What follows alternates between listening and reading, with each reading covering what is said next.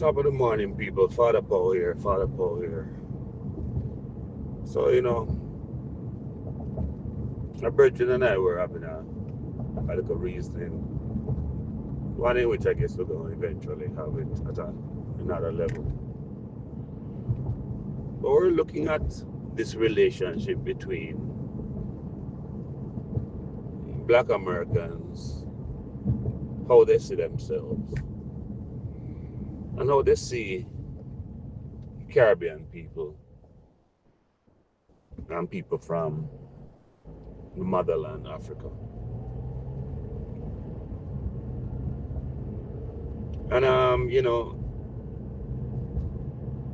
there are many from the Caribbean and even Africa who would look on and look at black Americans and say, you guys have so much opportunity. And in one sense, I mean, it could be correct in saying that. But then, that's how the situation with people who are on the outside looking in. Things always look rosy. It's kind of like a marriage. People say this husband and wife or this couple, and people make a lot of assumptions. They look good together, etc. There's always seem to be laughing, and it's like, man, these guys are good. Well, they don't know what's going on behind closed doors. And so, what if we looked at it, the whole black American thing, if we looked at it, try to see if we could look at it from behind closed doors? Because, in all fairness, the country maybe 200 and what? Probably 275 years old or so, somewhere around there, right? 1776, 2025. Yeah. And one might say, yeah, it's a wealthy country and so on. But in all fairness to black Americans, for a good part of that time, blacks in this country were listed as livestock. I mean, in their own constitution of the country, it mentioned, blacks being 3/5 of a person, and that the whole reason for the electoral college was that many of those states that had slaves, like Virginia and those places, they didn't have enough votes, white votes, to make any meaningful dent.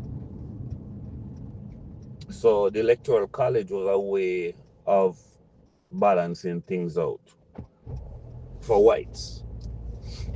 Blacks were not part of the conversation. When the Constitution was written, blacks were listed under livestock.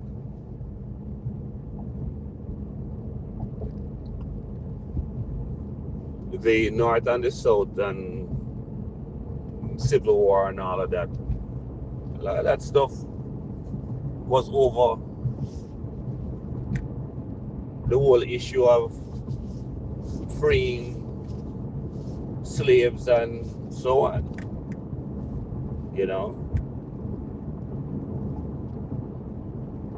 The business of Juneteenth in Texas had to do with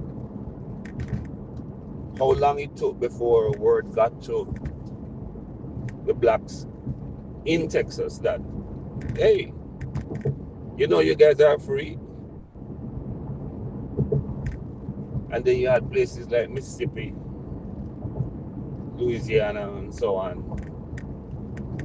who came up with other forms of retaining the labor through their sharecropping, etc.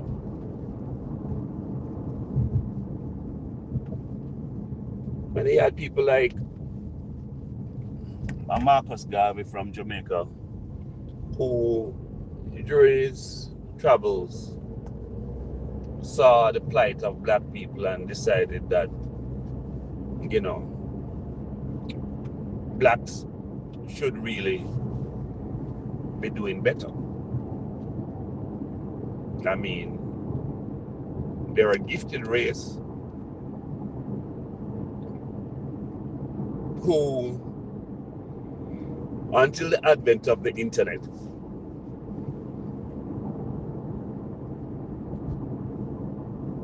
where, this information highway has now brought a lot of information that was unavailable to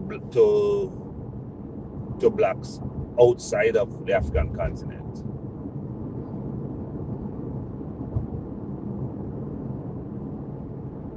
And you can see the pushback in, the different things that shouldn't be taught in school.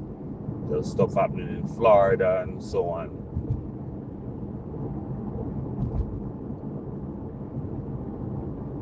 I mean, it wasn't until the Civil Rights Act that blacks really started to see anything. And even in 2025, it's a struggle. It's like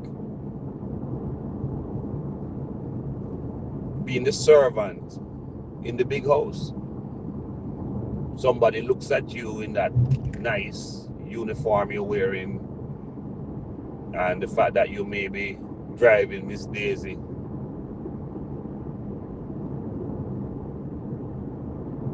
None of that is yours. All of that belongs to Miss Daisy. So when you think about it, you take Jamaica, for instance, which is 62 years old as a nation, as a independent people, in quotes.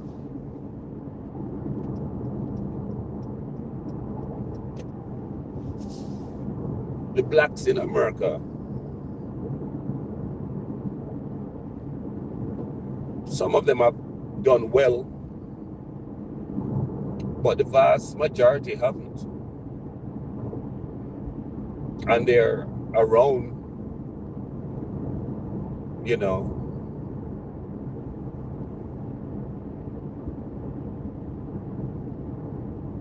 a little bit over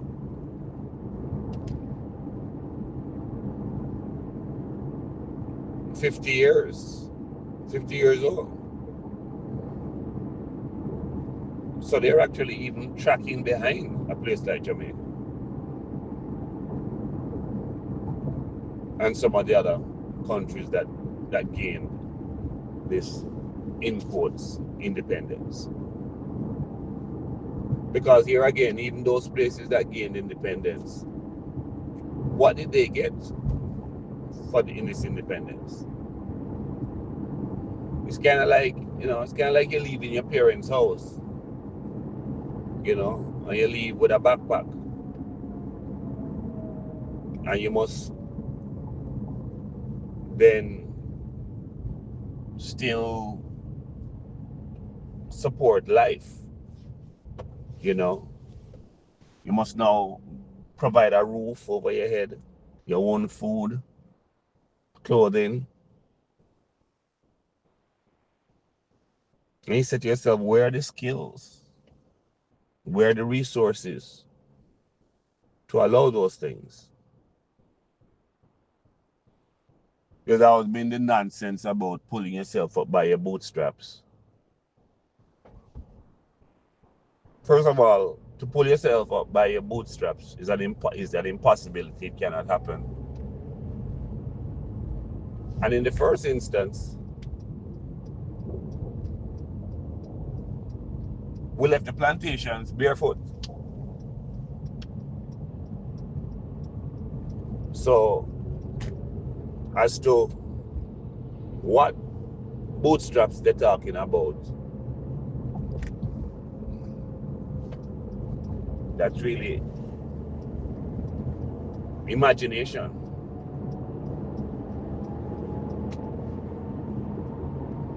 You know?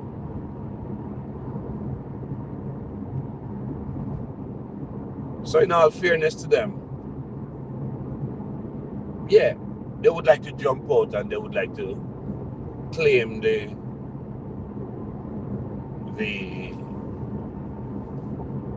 accomplishments of the country. And yes, their sweat equity is a large part of the accomplishments of the country. But in terms of the country itself and what the country has given to them, they give with one hand and they take back with two, because there is a system that works against them, a system that is designed to keep them at a certain point. A few of them break out, but not only a handful.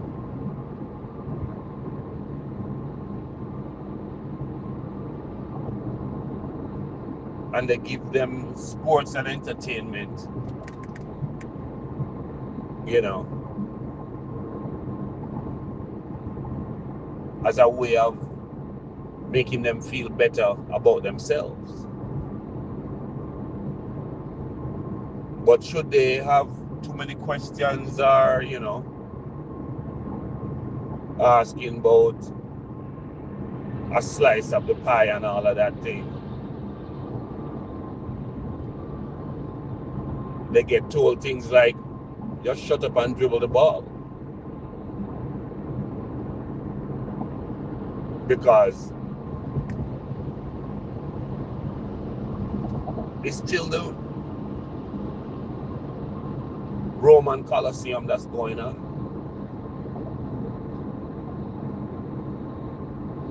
And many of the blacks here are here to entertain.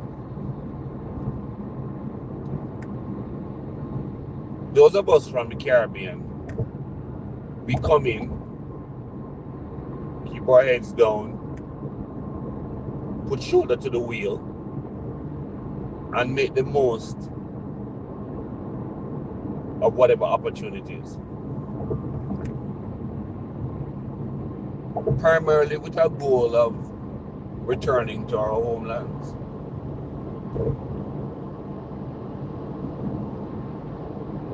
But even that has been made more difficult, because the system does everything to ensure that you live paycheck to paycheck.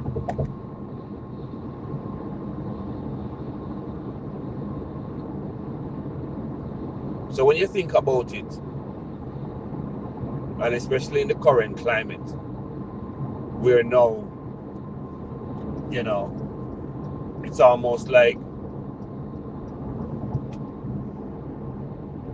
they're basically telling you, listen, get out of my house.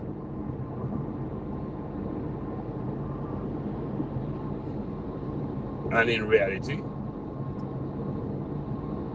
however they came by the house, they're the ones, the ones who have the house are saying, get out. Did they build a house? No, they didn't. Did they buy the land? that they built the house on? No, they didn't. So you'd ask yourself, who gives them the right?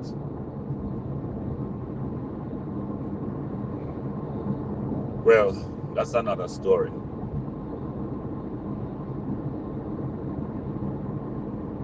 But what I notice is that there is this tension between Black Americans and those from the Caribbean and Africa.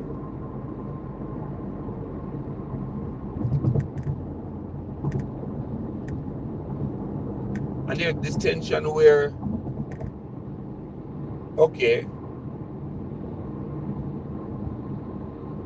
Black Americans live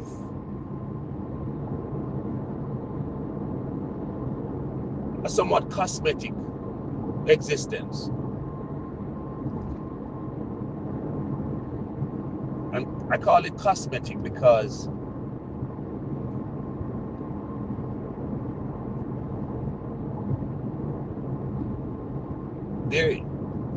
the system set up a situation where it's kind of like, let me date myself here, those old bicycles that you provided light by pedaling. There was this wheel and a little cylinder thing that you flick, you press it and it goes against the wheel, and as you pedal it generates a current to turn on the light.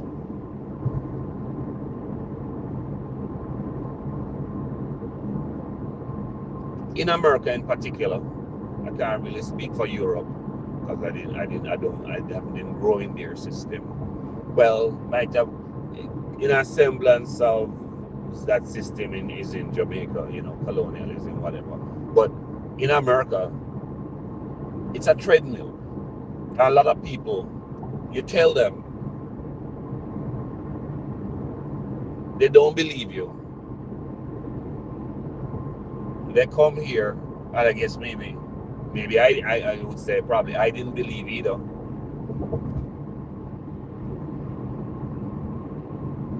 And as long as you keep pedaling, you can have the amenities. You have a job, you can get the loan to buy a car. You can get a mortgage. Your kids can go to reasonable schools, and they will lend you money to go and study. But even the money they lend you to go and study is placed in a special category along with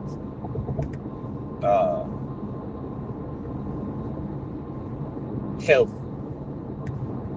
where if for whatever reason you decide to stop pedaling, you want to throw in a towel, there are two debts that will follow you: medical debt and student loans.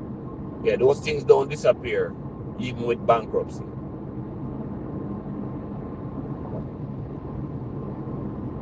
That will follow your estate. And if there's anything to be gained, yeah, they get first dibs on that. So it's really a game where the system set up where, yeah, you can, and you know what, when you think about it, it's not really wrong. And I tell you why. Because there's nothing that you bring into this world, and there's nothing you can leave with. The truth is, all you really need in this world is the amenities. And in America, they have developed a system of how you get those amenities, provided you get on the treadmill and you run. Keep running. And the only time you stop running should be when you hit the grave.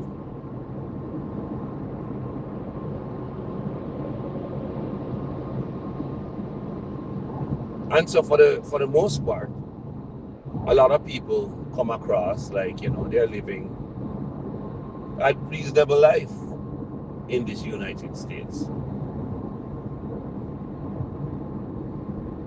But they really don't have anything.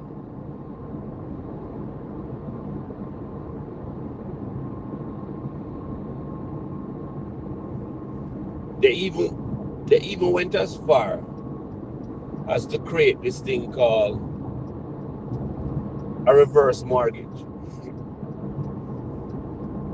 That in the event you manage to have paid off most of the house in your working life, they now have a system set up where you can basically get back something out of the house to, cover your basic needs, kind of like an income. And at the end of it, the system own the house.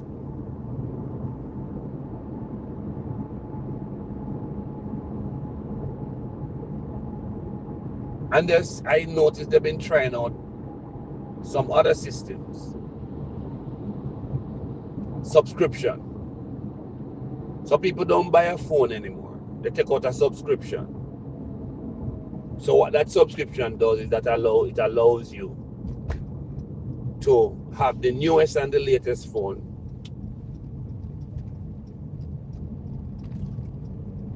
without ever having to shell out the original cost for the phone. And then the software and everything else is going to change. So you will need to change the phone anyway. Nothing is made to last. Absolutely nothing. Your car is supposed to change it every 2 to 3 years. And if you decide to keep it, you're still gonna pay for the repairs and the maintenance. That you said to yourself, better just get a new car, start over again. But even that too will go on a subscription. The housing thing will soon be a subscription. You just pay a certain amount and you live in this nice place, whatever. I guess you could call rent subscription. So it may seem like I'm digressing, but the point is that it is because you're able to live at a standard that is above your actual means. It makes the Black American feel as if though he is living better than those in the Caribbean and Africa.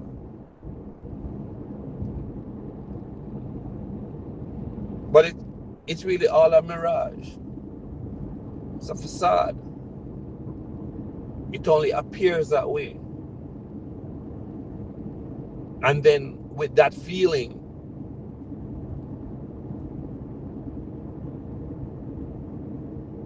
he tends to look at the people from the Caribbean and Africa as being less than.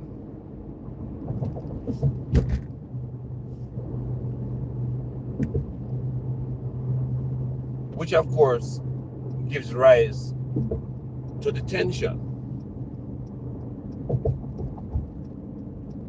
Because those from the Caribbean are recognizing that without credit, brother, you wouldn't be able to do all the things that you're doing. Because we don't have those kind of facilities. There are those people working to introduce those things in the Caribbean. But the way in which they're introducing it, why is coming like usury? The interest rates are exorbitant.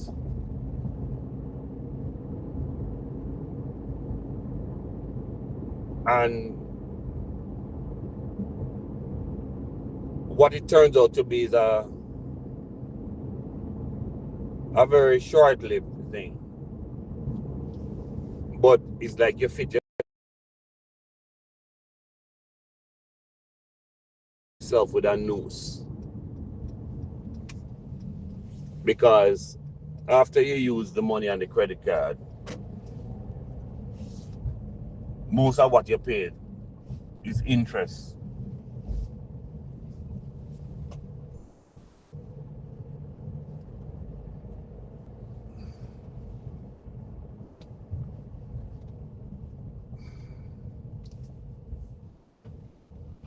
And so,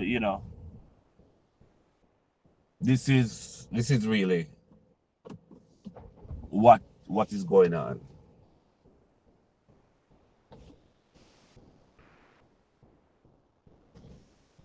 But what should really happen is that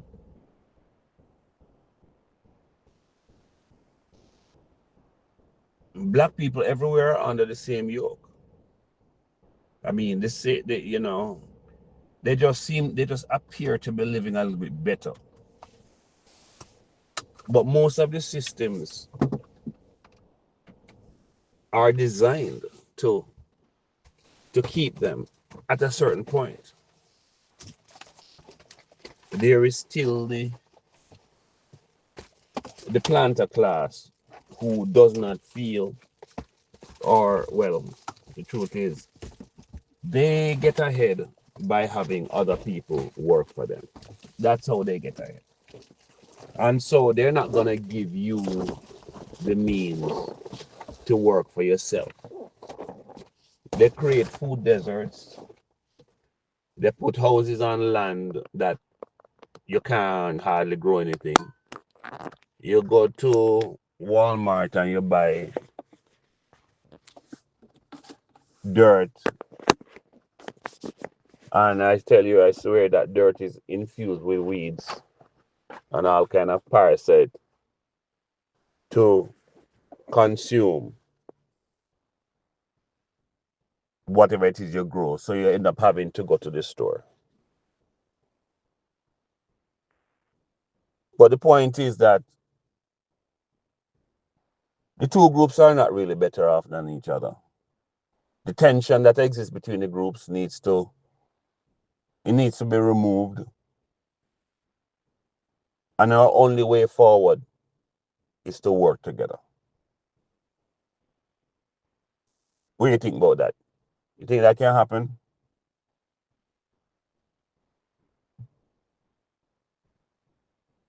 Every day it seems that we're moving in that direction, but the results are not quite clear as to whether or not we will make it to that destination. Yeah, just a little rant here from Father Paul. Like, subscribe, and share. And drop out some comments. Let's see how much further we can take this conversation.